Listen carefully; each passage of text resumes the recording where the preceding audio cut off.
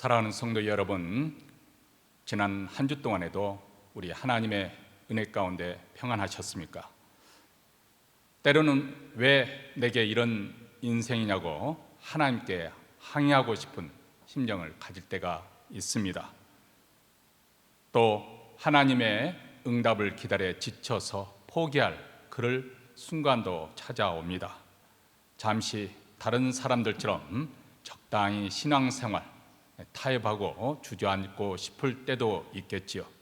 이렇게 삶의 무게로 답답하고 또 공고할 때 우리는 다윗의 시를 한번 생각해 보았으면 좋겠습니다. 시편 39편 4절부터 7절에 나오는 말씀입니다. 다윗은 이렇게 하나님께 기도합니다. 여호와여, 나의 종말과 연한의 어떠함을 알게 하사 나로 나의 연약함을 알게 하소서. 진실로 각 사람은 그림자같이 다니고 헛된 일에 분요하며 재물을 쌓아 누가 취할는지 알지 못하나이다. 주여, 내가 무엇을 바라리요? 나의 소망은 주께 있나이다. 여기 다윗이 기도한 것처럼 때로는 우리의 삶에 대해서 정직한 통찰력이 필요한 것 같습니다. 사실 우리 인생이 힘들게 느껴지는 여러 원인 중에 가장 큰 것은 아직도 세상에 대한 지나친 욕심, 또 세상에 대한 미련을 포기하지 못하는, 버리지 못하면서 오는 것이 아닐까 싶습니다. 그래서 때로는 우리 인생이 얼마나 짧은지, 또 얼마나 연약한지 헤아릴 수 있는 지혜가 필요합니다. 또 세상이 얼마나 허망한지 깨닫고 오직 하나님께 소망을 두는 믿음이 필요하지요. 우리는 본향을 향해 나아가는 순례자의 길인 것을 잊지 말고 그 천국에 소망을 두는 그런 사람이 되어야 되겠습니다. 주여, 내가 무엇을 바라리요? 나의 소망은 주께 있나이다.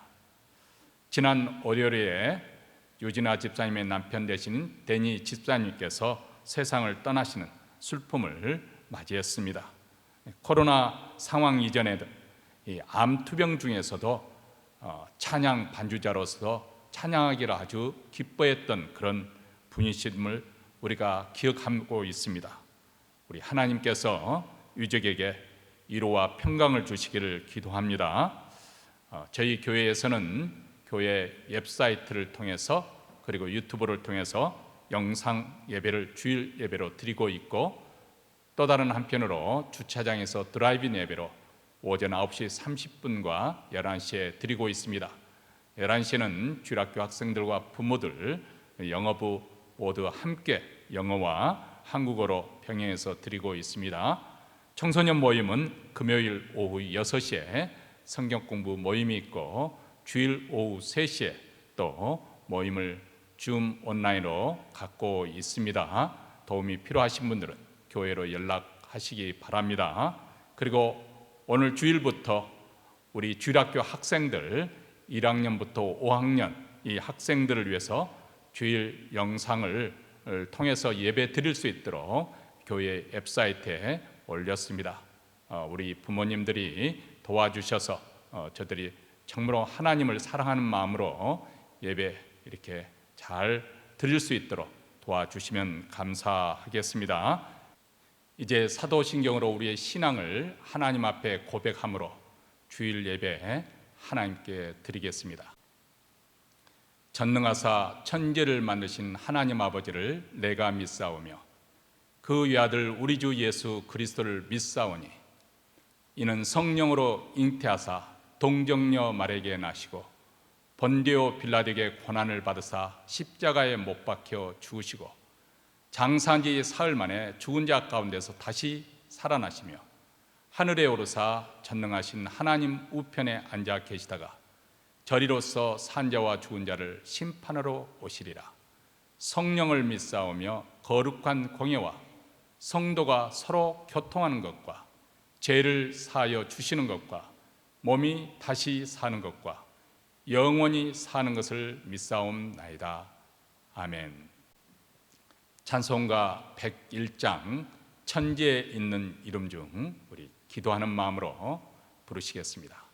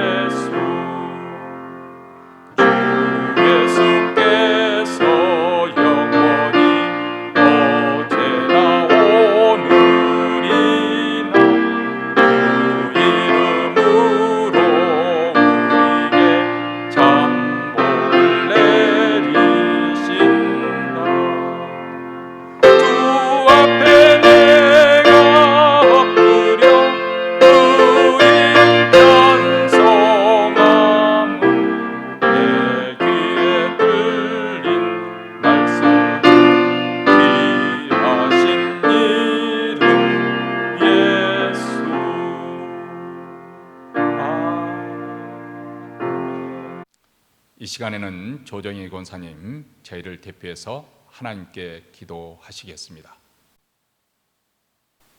길과 진리와 생명이 되신 여호와 하나님, 예수 그리스도의 십자가를 통하여서 놀라운 구원의 역사를 이루시고 지금도 가없는 사랑으로 우리와 함께 하시는 하나님을 찬양하며 존귀와 영광을 드립니다. 오늘도 거룩하고 복된 안식일에 우리의 삶을 구별하여 담대히 은혜의 보좌 앞에 나와 전심으로 예배드릴 수 있는 자리로 불러주신 하나님 은혜에 감사드립니다. 우리에게 얼굴을 비추사 은혜 베풀기를 원하시며 우리에게 얼굴을 향하여 드사 평강 주시기를 원하시는 자비하신 하나님을 찬송하며 감사드립니다. 하나님, 이 예배 중에 임하시는 하나님의 영광의 빛을 보게 하옵소서. 이 예배를 통하여 우리의 메마르고 갈급한 심령 위에 성령의 단비를 내려 주옵소서. 또한 생명을 내어주신 십자가의 사랑을 온몸으로 경험하는 감격과 감사가 넘치는 시간이 되게 하옵소서.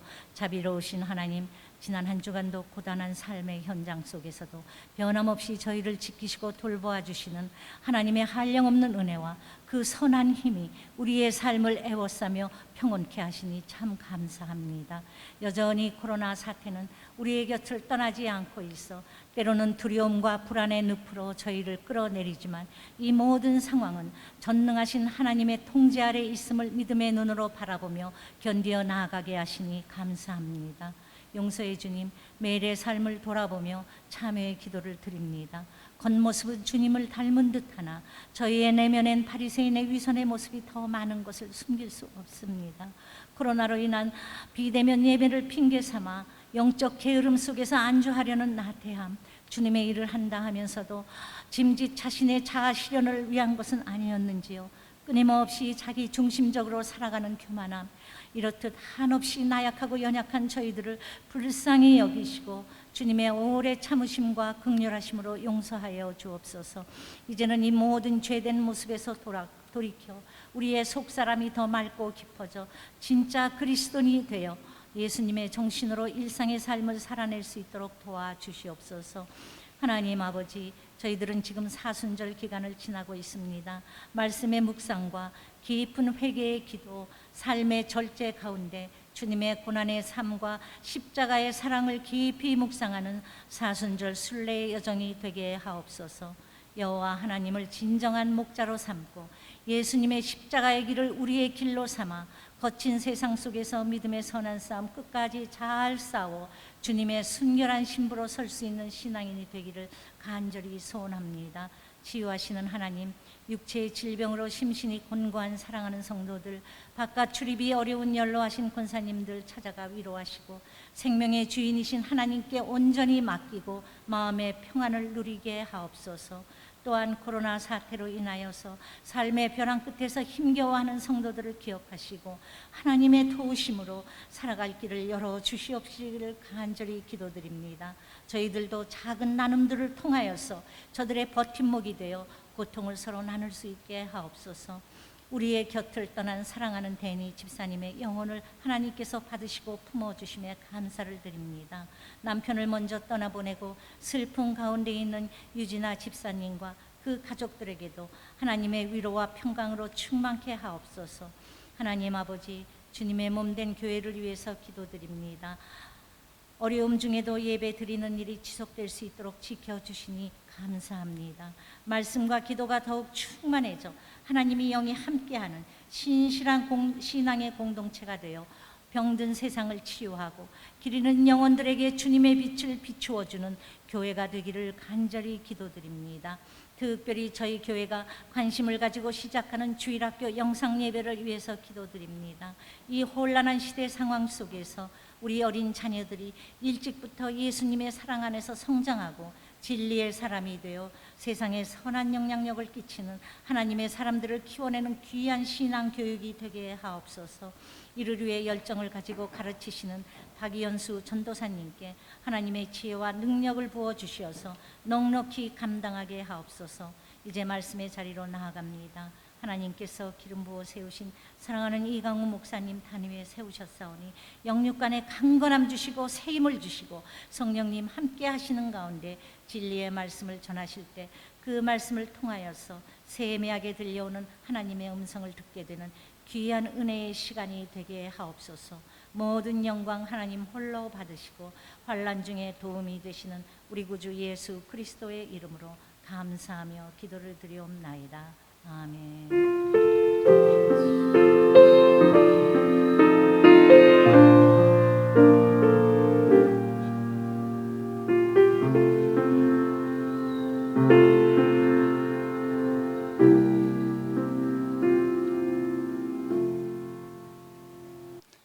하나님 말씀은 사무엘상 9장 15절로부터 21절 말씀, 우리 다 같이 한 목소리 읽겠습니다.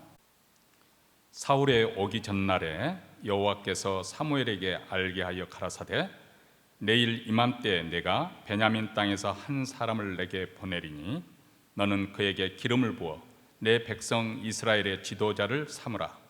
그가 내 백성을 블레셋 사람의 손에서 구원하리라. 내 백성의 부르짖음이 내게 상달하였으므로 내가 그들을 돌아보았노라 하시더니, 사무엘이 사울을 볼 때에 여호와께서 그에게 이르시되, 보라, 이는 내가 내게 말한 사람이니 이가 내 백성을 통할하리라 하시니라. 사울이 성문 가운데 사무엘에게 나아가 가로되, 선견자의 집이 어디인지 청컨대 내게 가르치소서. 사무엘이 사울에게 대답하여 가로되, 내가 선견자니라. 너는 내 앞서 산당으로 올라가라. 너희가 오늘날 나와 함께 먹을 것이요 아침에는 내가 너를 보내되 내 마음에 있는 것을 다 내게 말하리라. 사흘 전에 이른 내 암나기들을 염려하지 말라. 찾았느니라. 온 이스라엘에 사모하는 자가 누구냐? 너와 내 아비의 온 집이 아니냐? 사울이 대답하여 가로되, 나는 이스라엘 지파의 가장 작은 지파 베냐민 사람이 아니오며 나의 가족은 베냐민 지파 모든 가족 중에 가장 미약하지 아니하니까 당신이 어찌하여 내게 이같이 말씀하시나이까? 아멘. 지금 미얀마 사태가 갈수록 악화 일로에 있습니다. 지난 수요일에는 군경의 무차별 발표로 인해서 하루에만 시민 38명이 숨지고 쿠데타 이후 최악의 인명피해가 발생했습니다. 피해 수요일이라고 그렇게 부릅니다. 일부 지역에서는 기관총이 등장하고 도심 상공에는 전투기가 날아다녔다고 합니다. 국민을 지키고 보호할 군대가 자기 국민을 향해서 총뿌리를 꺼내고 살상을 하고 있습니다. 미얀마의 문민 정부가 들어선 이후 지난해 11월 총선에는 야당이 압승을 했습니다. 그래서 이것을 뒤엎기 위해서 쿠데타를 일으킨 것이죠. 사실 미얀마, 예전에 버마로 알려진 이 미얀마가 독립한 이후로 오랫동안 국가 권력을 독점했던 군부 실세가 국가의 모든 부와 권력을 그들이 쥐고 있었습니다. 그런데 민주화가 이루어지고 또 민주화 정부가 들어서게 되니까 그들만이 가진 그런 기득권이 위협받으니까 다시 쿠데타를 일으켜 뒤집은 것이죠. 권력은 이렇게 사람들의 눈을 가리고 또 비정하게 만들고 잔인한 일도 서슴지 않고 하게 되는 것이죠. 사실 타락한 우리 인간은 본성적으로 권력지향적입니다. 그래서 권력을 놓고 힘겨누르기를 하지 않습니까? 가정에서도 남편과 아내가 다투게 되고 부모와 자식이 또 싸우고 이웃과 이웃이 또 회사와 노조가 투쟁을 하지 않습니까? 종말이 가까울수록 국가와 국가, 민족이 민족이 서로 대적하며 싸울 것이 난리의 소문이 그치지 않을 것이다. 예수님은 우리에게 말씀하셨습니다. 이렇게 일어나는 그 모든 일, 가장 깊은 심원에는 우리 마음속 힘을 추구하고 힘을 숭상하는 그런 성향이 있다는 데 있습니다. 종교도 저급한 종교일수록 맹목적으로 힘을 숭상하는 것이죠. 그리스 로마 신화에 나오는 책 읽어보시기 바랍니다. 그 신화의 내용이 무엇입니까? 신들이 서로 힘 겨누기, 누가 더 힘이 세냐, 그래서 누가 더 높은 자리 차지하느냐, 그런 힘의 경쟁이지요. 제우스가 처음부터 올림푸스를 지배한 것이 아니고 티탄의 전쟁, 티타노마키아라는 이 전쟁, 다른 거대한 신들과 싸워서 이겨서 그 자리를 차지한 것입니다. 이 신화는 고대 그리스인과 로마인들의 그 욕망, 그들이 힘을 숭배한 곳, 그들 마음속에 있는 것을 그대로 투영해서 만든 신화입니다. 실제로 로마는 막강한 군대의 힘으로 세계를 정복했지 않습니까? 예수님 당시 유대인들도 마찬가지였습니다. 굉장히 종교적이고 하나님을 잘 믿는 민족인 것 같았지만은 그들이 요구했던 것은 바로 힘, 그것을 추구했던 것이죠. 그들은 예수께 표적을 구하지 않습니까? 내가 진정 메시아라다면 모세처럼 홍해를 한번 갈라고, 또 광야에서 만나를 먹이 쓰는 그런 능력을 우리 앞에서 발휘해 보라고 요구를 했습니다. 그 능력으로 로마 군대를 물리치고 다시 이스라엘 국가를 회복시키고 부강하게 만들어 달라는 것입니다.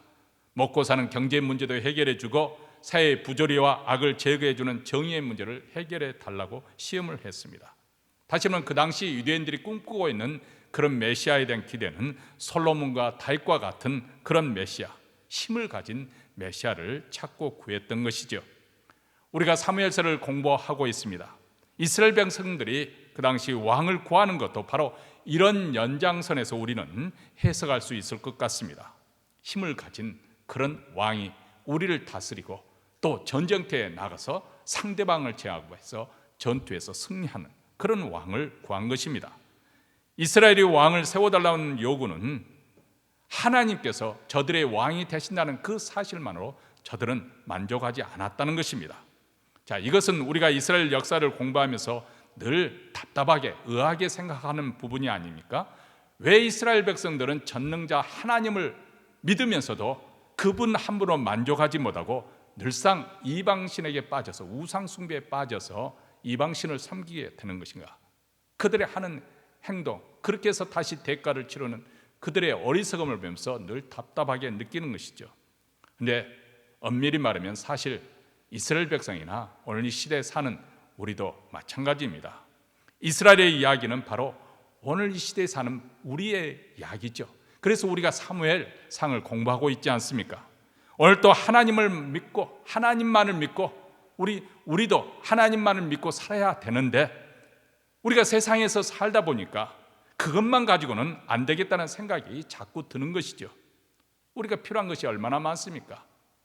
가정에도 화목이 필요하고 또 좀 삶의 여유를 가지고 살려면 돈도 필요하고 또 때로는 권력을 가진 그런 든든한 백을 가진 사람이 있으면 얼마나 세상이 편하겠습니까?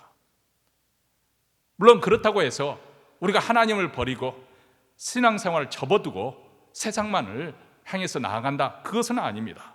왜냐하면 우리도 알죠. 이제는 예수를 믿은 지 오래됐으니까 세상이 아무리 좋아 보여도 결코 우리 영혼의 만족과 기쁨을 줄 수 없다는 것, 그것이 우리에게 구원을 줄 수 없고 영생을 줄 수 없다는 것을 알기 때문에 그렇습니다. 그래도 우리는 세상 속에 살기 때문에 하나님만을 가지고는 안 되겠고 세상적인 것도 우리에게는 필요하다는 생각을 자꾸 하게 됩니다. 그래서 우리가 의지할 수 있고 든든한 힘이 되어줄 수 있는 그 어떤 것을 우리 또한 붙들려고 하는 것이죠. 주일은 하나님을 위해서 사는 것이고 나머지 6일은 세상을 위해서 사는 현상이 나타나는 이유가 여기에 있습니다. 하나님도 섬기고 또 비바람을 몰고 온다는 이 바알신도 섬기고 이스라엘 지파가 그랬지 않았습니까? 그래서 우리 삶의 전 영역에서 하나님이 다스리시고 통치해야 되는데 가정이나 직장에서는 세상 원리로 살아가고 그리고 주일에만 하나님을 섬기겠다. 이것은 과거 이스라엘 백성들이 성막이나 성전에서만 하나님을 섬기고 그리고 밖에 나와서는 자기 마음대로 살았던 그런 상황과 똑같은 것이죠. 그렇기 때문에 우리 마음에도 만족함이 없고 기쁨도 감격도 없고 또 우리 삶 속에 능력과 거룩도 나타나지 않습니다. 자, 이런 부분이 신앙생활을 하면서 우리가 늘 고민하는 그런 점입니다. 자, 문제는 우리가 그렇다면 세상에서 의지하고 있는 그것이 진정으로 우리에게 힘이 되어줄 수 있느냐? 그렇지 못하다는 것입니다. 설령 그 대상이 절대 권력을 가진 그런 권력자, 왕이라 할지라도 그렇습니다. 왜냐하면 그 왕도 재성을 가진 인간이기 때문에 지극히 자기 중심적인 것입니다. 다윗을 보시기 바랍니다. 하나님을 의지하고 순종했던 그도 충직한 신하의 아내를 취하고 그 남편을 죽이도록 교사하지 않습니까? 우리 인간이 다 그렇습니다. 정치인들은 늘 입만 열면은 국민을 위해서 한다 하지만은 솔직히 국민을 위한 것입니까? 아니면 자기 욕심, 욕망을 위한 것입니까? 우리 인간은 다 타락한 본성을 가지고 있기 때문에 그래서 그 사람을 우리는 믿지 못하는 것이고 또 의지할 대상으로 삼아서는 안 되는 것이죠. 믿지 못하고 우리는 다만 사랑할 대상으로 삼아야 하는 이유가 여기 있습니다. 우리는 이스라엘 역사를 통해서 우리에게 주는 교훈이 무엇일까? 우리가 사무엘 상하, 역대 상하, 열왕기 상하 공부를 해보면 물론 거기에는 선한 왕도 있습니다. 그러나 대다수가 악한 왕들이죠. 하지만 선한 왕이든 악한 왕이든지 결국은 실패로 끝나지 않습니까? 북쪽 이스라엘 왕국은 아수르 제국에 의해서 멸망을 당해버리고 남쪽 유대 왕국도 그것을 보고도 정신을 차리지 못하다가 결국 바벨론 제국에 의해서 멸망을 당하고 살아남은 자들도 포로로 끌려가지 않습니까? 이것은 우리에게 무엇을 보여주느냐? 이 땅에는 진정한 왕이 없다는 것입니다. 그래서 우리는 눈을 들어서 영원 왕을 찾을 수밖에 없다는 것입니다. 영원한 왕을 사모하게 된다는 것입니다. 자, 오늘 본문 말씀은 이스라엘이 왕정 국가를 세워가는 과정에서 사울이 왕으로 선택함을 받는 그런 장면입니다. 왕을 구하는 이스라엘 백성들의 요청을 하나님께서는 허락해 주셨습니다. 그렇지만 이스라엘 왕은 세상 열방 왕과는 다르다는 것이지요. 인간이 자기 마음대로 절대 왕권을 휘두르는 것이 아니라 이스라엘 왕은 하나님의 대리자, 하나님의 뜻 가운데서 국가를 경영해야 되고 또 백성을 다스리며 섬겨야 된다는 것입니다. 그러려면 이스라엘 왕 제도는 세상 열방에 가는 그 길로 가는 것이 아니고 바로 하나님의 언약 가운데, 하나님의 통치 가운데 작동을 해야 된다는 것입니다.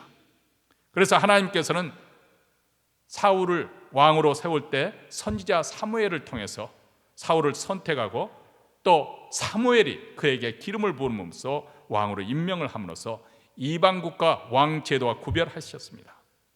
자신이 가지고 있는 어떤 배경이나 힘과 능력을 동원해서 아니면 자기가 죽을 둥 말 둥 투쟁을 해서 왕위에 오르는 것이 아니라 하나님의 선택과 섭리 속에, 그래서 하나님의 언약 안에 왕정 제도가 정착되기를 우리 하나님은 원하신 것이죠. 물론 그렇다고 해서 사울이 가진 그런 조건들이 아무 쓸모가 없다는 것은 아닙니다. 9장 1절과 2절을 보면은 사울은 베냐민 지파의 유력한 사람인 기스의 아들로 태어났다, 그렇게 그의 근원을 밝히고 있습니다. 그의 아버지 기스는 베냐민 지파에서도 유력한 사람이었다. 이 유력한 사람이라는 것은 그 당시 표현에 의하면 상당히 재산을 가진 그런 부를 가진 사람인데 단순히 부만 가진 것이 아니고 명성 있는, 사람들에게 존귀하게 대접을 받는 그런 존귀한 사람, 영향력을 갖춘 사람을 의미합니다. 자, 사울은 이런 집안 배경을 가지고 태어났고, 그런데 그 영모 또한 준수한 사람이었다가 그렇게 말합니다. 이스라엘 자손 중에 그보다 더 준수한 자가 없었고 또 키 또한 모든 백성보다 어깨 위만큼 더 컸다. 자, 이런 사울의 외적인 조건을 보면 소위 말하자면 사람들이 선망하는 조건, 금수저를 물고 태어났다, 그렇게 표현할 수가 있겠습니다. 더군다나 그는 겸손하기까지 합니다. 이런 사람이 우리의 왕이 되었으면 좋겠다, 이런 외적인 조건을 사울은 가지고 있습니다. 사실 우리가 사울에 대한 인상은 매우 부정적이죠. 그는 질투심으로 다윗을 미워해서 죽이려 했고 또 악신에 붙들려서 질질 끌려다녔습니다. 그리고 전투를 앞두고 신접한 여인을 찾아가서 앞일을 물어보고 그리고 나면 결국 비극적인 죽음을 맞이한 그런 인물로 우리는 기억하고 있기 때문에 그를 생각할 때는 항상 부정적인 인상을 갖습니다. 그가 비록 그런 최후를 맞이했지만은 그 이전에 감격과 은혜가 풍성한 시기가 있었다는 사실을 우리는 잊어서는 안 되겠습니다. 한때 그도 하나님의 은혜를 받았고 감격 가운데 새 사람이 되어서 활동한 사람이었습니다. 하나님께 쓰임받은 용사였습니다. 그가 왕이 된 것에 대해서 어쩌다 보니 왕이 되는 그런 정도가 아닙니다. 또 그가 잘나서 노력을 많이 해서 왕이 되었다는 식으로 우리는 생각할 수도 아닙니다. 그가 자기가 왕이 되려고 해서 왕이 된 것도 아니고 그가 왕이 된 것은 하나님의 선택에 의한 것이고 또 하나님께서 그렇게 섭리하셨습니다. 그리고 이렇게 되어지는 그런 상황에 대해서 그는 자기 자신을 낮추는 겸손한 태도를 보여주고 있습니다. 그러므로 우리는 사울을 생각할 때 그의 좋은 점과 나쁜 점을 함께 살펴보아야 합니다. 9장 3절을 보면 사울의 아버지 기스가 암나기를 잊어버렸고 사울은 아버지의 지시에 따라서 한 사원을 데리고 암나기를 찾으러 나갔습니다. 두루 다니며 찾았지만 찾지 못한 가운데 사무엘의 고향인 숲 땅까지 이르렀습니다. 이제는 포기하고 돌아가야 할 그런 상황 속에 사원이 사울에게 이왕 여기까지 왔으니까 하나님의 선지자에게 물어보자고 제안을 하지요. 사울은 사무엘을 만날 계획을 생각도 갖지 않았습니다. 사무엘이 누군지를 알지 못했을 수도 있습니다. 그런데 하나님의 아버지의 잃어버린 암나기를 찾고 나서게 됐고 찾지 못해 돌아가려고 하는데 사원의 말을 듣고 사무엘을 만나러 갑니다. 그리고 성읍에서 사무엘의 일행과 맞부딪히게 되죠. 사실 이 모든 일이 우연히 일어나는 것이 아니라 하나님께서 사울을 사무엘에게 인도하시는 하나님의 섭리 가운데 이루어진 것을 사무엘서 9장, 10장, 11장 사울이 왕으로 세워지는 과정 속에서 그것을 지금 성경 기자는 보여주고 있는 것입니다. 자, 이렇듯이 우리 믿는 자의 인생에는 우연히 일어난 듯 보여도 결코 우연히 일어나는 법은 없습니다. 만물이 다 주의 뜻 가운데 주의 뜻대로 지음을 받았고 주의 뜻대로 돌아가는 것이죠. 예수께서도 참새 한 마리도 아버지의 허락 없이는, 천부의 허락 없이는 이 땅에 떨어지지 않는다고 말씀하셨습니다. 예레미야서 10장 23절에 보면 여호와여 내가 알거니와 인생의 길이 자기에게 있지 아니하니 걸음을 지도함이 걷는 자에게 있지 아니하나이다. 이렇게 말씀하고 있습니다. 한마디로 우리 인생이 우리에게 달려있지 않다. 아마 이 말을 들으면 어떻게 그렇게 극단적으로 부정적으로 단적으로 말할 수가 있겠냐. 여기까지 내가 사는 건 다 열심히 노력해서 된 것 아니야. 물론 우리가 노력했지요. 그러나 사실 중요한 부분, 내가 우리 부모의 자식으로 태어났고 또 이게 몬트레에서 살게 된 거, 이 모든 것은 내가 결심하고 결정만 해서 되어진 것이 아닙니다. 사실 어떻게 보면 가장 중요한 것들은 하나님께서 결정하신 것입니다. 하나님께서 우리 인생을 섭리하신 것입니다. 그래서 우리 하나님께서는 우리 인생을 당신의 뜻에 이루어가는 그렇게 섭리를 해와서 여기까지 인도하십니다. 우리는 우리 인생을 섭리하시는 하나님을 믿고 그 섭리를 따라 사는 것이죠. 그런데 우리가 걷는 인생길에는 사실 그렇다고 해서 평탄한 길만은 아닙니다. 힘들고 어려운 일들이 우리에게는 가로막습니다. 왜 하나님의 뜻 가운데 하나님의 섭리 가운데 사는 우리 신자에게 그런 시련이 오는 것일까요? 그것은 그런 일을 통해서 하나님께서 바로 우리의 인생 자기중심적이고 교만한 마음을 깨부수기 때문에 그렇습니다. 우리가 인생을 살면서 힘든 이유는 무엇일까요? 그것은 다름이 아닙니다. 우리가 생각하는 것처럼 하나님 뜻대로 사는 것이 어려워서 우리 인생이 힘든 것이 아니고 하나님 뜻대로 살지 않고 내 뜻대로 살려고 하니까 우리 인생이 힘들고 곧 어려운 것입니다. 내 자아가 시퍼렇게 살아있기 때문에 힘든 것이죠. 스스로 자기 자신을 어렵게 만드는 것입니다. 그래서 하나님께서는 당신의 뜻을 이루어 가시기 위해서 마치 이스라엘 백성들을 연단시키기 위해서 이방 족속들을 들어서 채찍과 또 막대기로 훈련시키는 것처럼 하나님께서는 인생 막대기 아니면 인생의 채찍을 통해서 우리의 교만을 깨부수는 것이죠. 이것이 하나님의 거룩한 사랑으로 발로한 것입니다. 하나님의 열심으로 우리를 예수를 닮는 하나님의 아들이신 예수를 닮는 자로 만들기 위함이죠. 이것이 바로 로마서 8장 29절에 이렇게 말씀하지 않습니까? 하나님이 미리 아신 자들로 또한 그 아들의 형상을 본받게 하기 위해서 하나님의 아들 예수 그리스도를 본받게 하기 위해서 미리 정하셨으니 이는 그로 많은 형제 중에서 맏아들이 되게 하려 하심이라. 하나님은 신비롭게도 이렇게 사울이라는 청년을 그 발걸음에 인도하시고, 또 다른 한편으로는 이 하나님의 사람 선지자 사무엘을 미리 준비하게 하십니다. 사울을 만나기 전날 하나님께서는 사무엘에게 미리 말씀을 주시죠. 그 내용이 9장 16절에 나오죠. 세 가지 있죠. 첫째는 내일 이맘때 하나님께서 베냐민 땅에서 한 사람을 사무엘에게 보낼 것이라는 것입니다. 둘째는 사무엘이 그에게 기름을 부어 이스라엘 지도자로 삼으라. 세 번째는 그가 이스라엘 백성들을 블레셋 사람의 손에서 구원할 것이다. 이 세 가지를 말합니다. 이것이 바로 왕을 구하고 찾는 이스라엘 백성들의 부르짖음에 하나님의 응답이라고 말씀을 하십니다. 그리고 그 다음날 사무엘이 사울을 맞닥뜨려야 될 때 즉각 하나님 말씀이 임했습니다. 17절, 여호와께서 그에게 이르시되 보라, 이는 내가 내게 말한 사람이니 이가 내 백성을 통할하리라.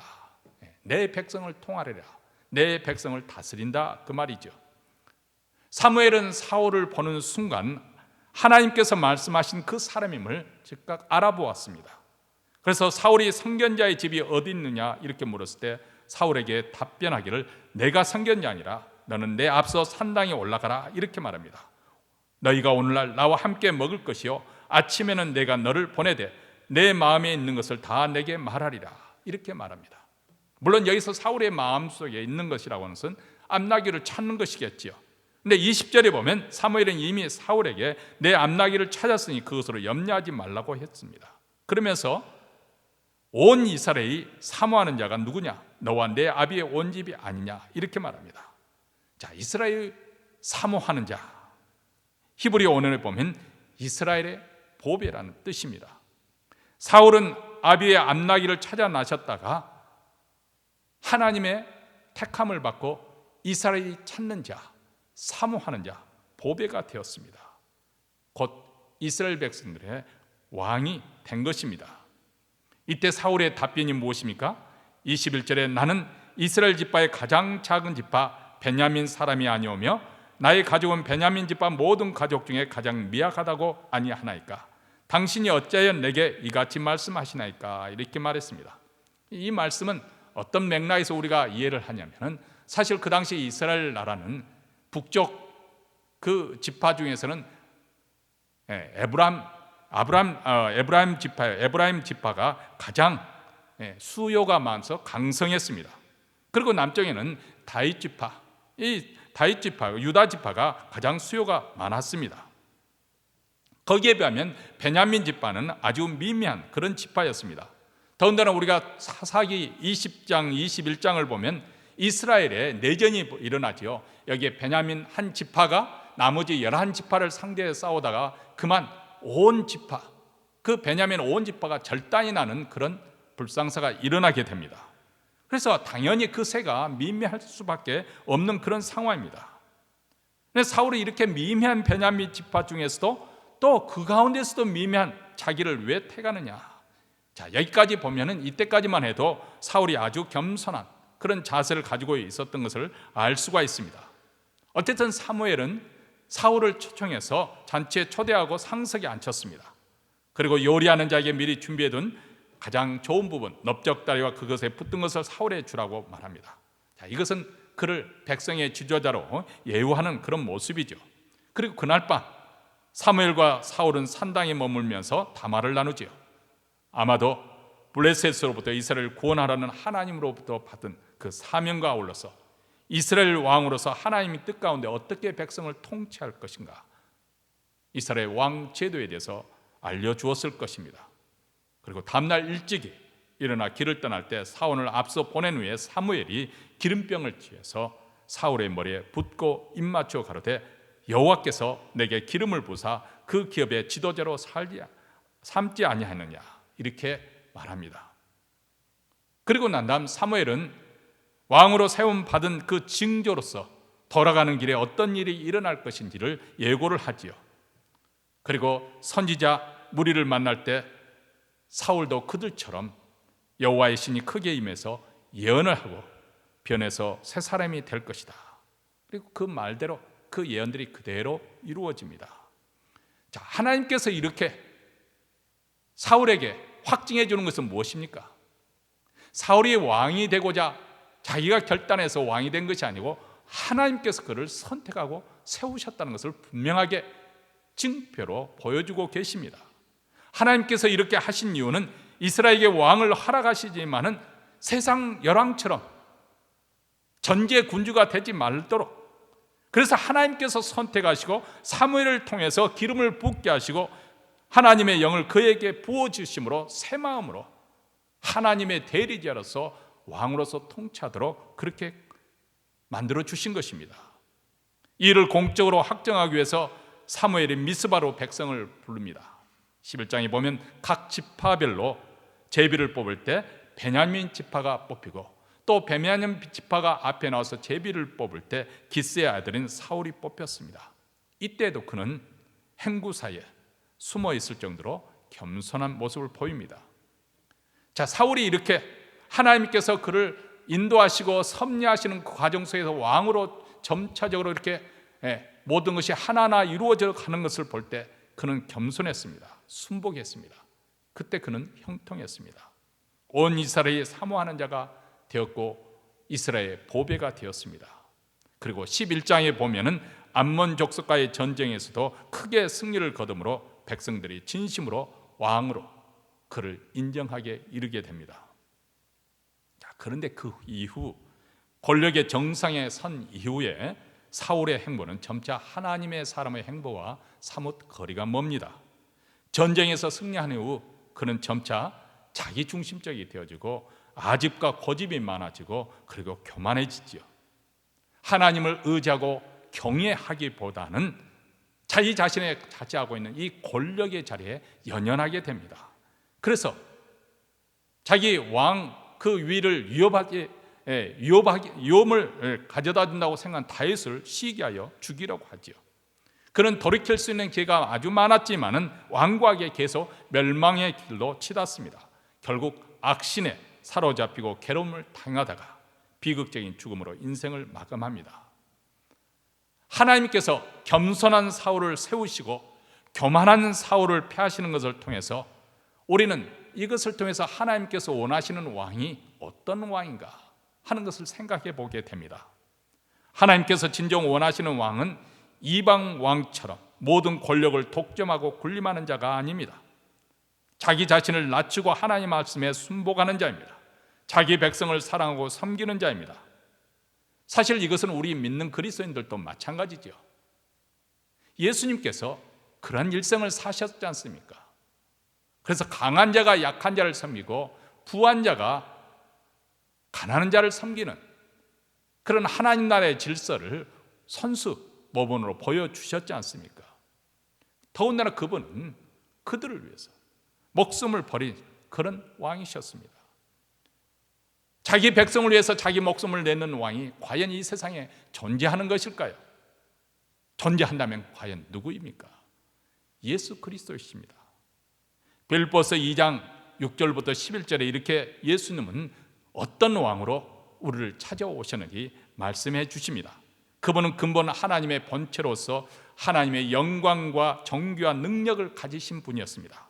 그런데 하나님과 동등됨을 취하지 않냐고 자기 자신을 비워서 겸손하게 자기 자신을 낮추어서 종의 형체로 우리 가운데로 찾아오셨습니다. 사람의 모양으로 이 땅에 오셔서 자기 자신을 낮추시되 십자가에 죽기까지 복종하셨습니다.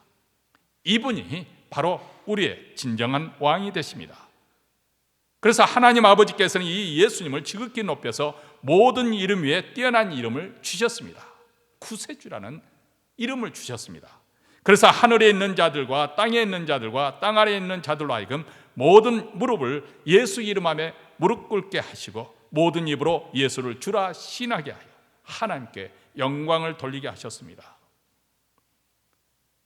오늘 이 시간 성령께서 우리의 영원한 왕은 오직 예수 그리스도이심을 밝히 깨닫게 해 주시기를 원합니다. 그래야 그 이름 앞에 무릎을 꿇게 하시고 우리의 모든 입으로 예수를 주라 신하게 하게 해 주시기를 원합니다. 이 왕중의 왕, 만유의 주가 되시는 그분의 통치를 온전히 받아들여서 오직 하나님께 영광을 돌려주시기를 원합니다. 사도 베드로는 핍박 속에서 환난을 겪는 초대교회에게 보낸 편지 베드로전서에 이렇게 말을 합니다. 베드로전서 1장 8절과 9절입니다. 예수를 너희가 보지 못하였으나 사랑하는도다. 이제도 보지 못하나 믿고 말할 수 없는 영광스러운 즐거움으로 기뻐하니 믿음의 결국 곧 영원의 구원을 받음이라. 자, 믿음은 이 세상 사람들이 볼 수 없는 그런 영적인 실체를 보게 하는 것이죠. 그러나 그 무엇보다 더 아름다우신 구세주를 보게 하는 것입니다. 그래서 그분을 사모하게 하는 겁니다. 그분을 사랑하게 합니다. 그래서 그분을 위한 열정과 열심을 갖게 되는 것이죠. 여기 보면 초대교회 성도들이 시련과 환난을 당했지만 고난을 달게 받고 심지어는 순교자의 자리까지 기꺼이 나아갔던 이유가 여기에 있습니다. 왜냐하면 그분을 보고 알고 깨닫고 믿고 사랑하게 되었기 때문에 그렇습니다. 그분의 영광과 거룩을 보고 압도되었기 때문에 그렇습니다. 그분의 아름다운 자태를 보았기 때문에 그렇습니다. 그래서 보배로운 그분을 흠모하고 사랑하기 때문에 자기 자신들의 삶을 주께 헌신할 수가 있었습니다. 이것은 참으로 위대한 삶의 변화입니다. 생각을 해보십시오. 우리 모두 다 자기 자신만을 위해서 사는 자기 중심적이던 사람들입니다. 그런 자들이 어떻게 주를 위해서 헌신을 함께 되었습니까? 주의 교회를 위해서 어떻게 수고를 아끼지 않게 되었습니까? 예수를 위해서 희생하고 섬기고 세상에서 복음을 위해서 고난을 감수하게 되고 의를 위해서 핍박도 당합니다. 왜 이것이 가능하게 되었습니까? 보배로우신 구세주를 보았기 때문에, 경험했기 때문에 그렇습니다. 이런 인생이 바로 예수님을 영원한 왕으로 모신 인생이 아니겠습니까? 그리고 그분의 왕국, 그분의 나라를 위해서 충성하는 자가 되지 않겠습니까? 그분이 우리 마음의 보좌에 앉으셔서 우리를 다스리실 때 우리에게 이 놀라운 복된 삶이 활짝 열리게 될 줄로 믿습니다. 사랑하는 성도 여러분, 우리에게 영원한 왕 오직 한 분, 그리고 유일하신 왕 예수 그리스도, 그분은 하나님 보좌 우편에 앉아 계시고 지금도 이 만유를 붙드시고 유지하시고 통치하고 계십니다. 그리고 불가불 왕중의 왕이신 그분이 다시 오실 것입니다. 그때 만유를 앞에 두고 양과 염소를 가르고 알곡과 쭉정이를 가르고 선과 악을 분리시키고 그리고 죄와 사망을 불못에 집어넣고 악한 무리들 불못에 집어넣으실 것입니다. 영광스러운 날이 날로 다가오고 있습니다. 이 믿음으로 또 한 주 승리하는 우리 모두가 되시기를 주의 이름으로 축원합니다. 기도하겠습니다.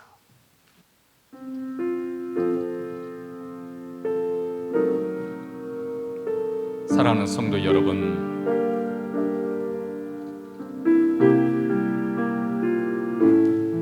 이 시간 겸손하게 하나님 앞에 나아가십시다.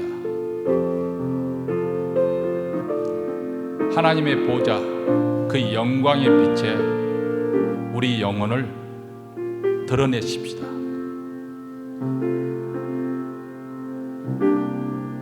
그 영광의 빛에 비친 우리 인생은 얼마나 초라하고 누추하고 누더기 같은 냄새나는 존재인가요?